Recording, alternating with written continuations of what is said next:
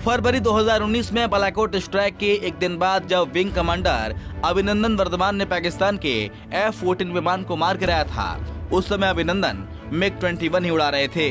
लेकिन आज वही MiG-21 आए दिन हादसे का शिकार हो रहा है। एक बार फिर MiG-21 एयरक्राफ्ट क्रैश हो गया।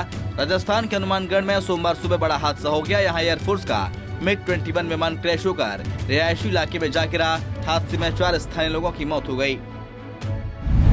वायुसेना के MiG-21 ने आज सुबह नियमित प्रशिक्षण उड़ान भरी थी, तब ये दुर्घटनाग्रस्त हो गया। दोनों पायलट खुद को सुरक्षित निकालने में सफल रहे। हादसों के कारणों का पता लगाने के लिए जांच शुरू कर दी गई है।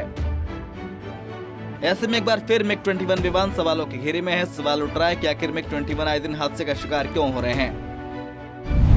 दरअसल MiG-21 विमान अपने आप में एक ऐतिहासिक किस्म का विमान है, लेकिन आधी सदी से अधिक पुराने हो जाने के कारण यह आधुनिकता की दौर में सबसे पीछे छूट गया है। भारतीय वायुसेना इसके सबसे उन्नत किस्म MiG-21 बाइसन का इस्तेमाल करती है। इससे अत्याधुनिक BBR मिसाइल से लैस किया जा सकता है। MiG-21 की इंजन तकनीक काफी पुरानी हो गई है। इसके अलावा विमान का डिजाइन और फ्रेम भी पुराने जमाने का है।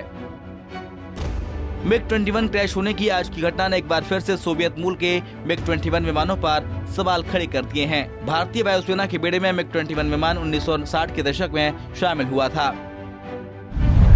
MiG-21 विमान को भारतीय वायुसेना ने साल 1963 में शामिल किया था। भारतीय वायुसेना को वर्ष 1963 के बाद से 850 से अधिक MiG लड़ाकू विमान मिल चुके हैं।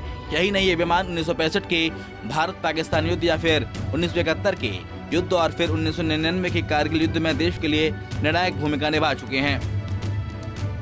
MiG सीरीज के लड़ाकू विमान पिछले 50 वर्षों से भारतीय वायुसेना की रीढ़ की हड्डी बने हुए हैं। जिस MiG-21 को 1990 में रिटायर हो जाना चाहिए था, इस विमान को रूस ने 1985 में ही रिटायर कर दिया था। इसके अलावा ज्यादातर उपयोगकर्ता देश भी इसे रिटायर कर चुके हैं, लेकिन भारत में इस एयरक्राफ्ट को आज भी वायुसेना के नए पायलटों के प्रशिक्षण के लिए उपयोग में लाया जाता है। भारतीय वायुसेना के MiG-21 विमानों के हादसों की सूची काफी लंबी है। एक रिपोर्ट के मुताबिक साल 2021 में करीब 5 MiG-21 विमान हादसे का शिकार हुए थे। इसके पहले 2013 में 2, 2014 में 3, 2015 में 2, 2016 में 3, 2018 में 2 और 2019 में 3 MiG-21 क्रैश हुए। वहीं वर्ष 2012 तक भारत के 872 MiG विमानों के बेड़े में लगभग आधे विमान दुर्घटनाग्रस्त हो चुके थे।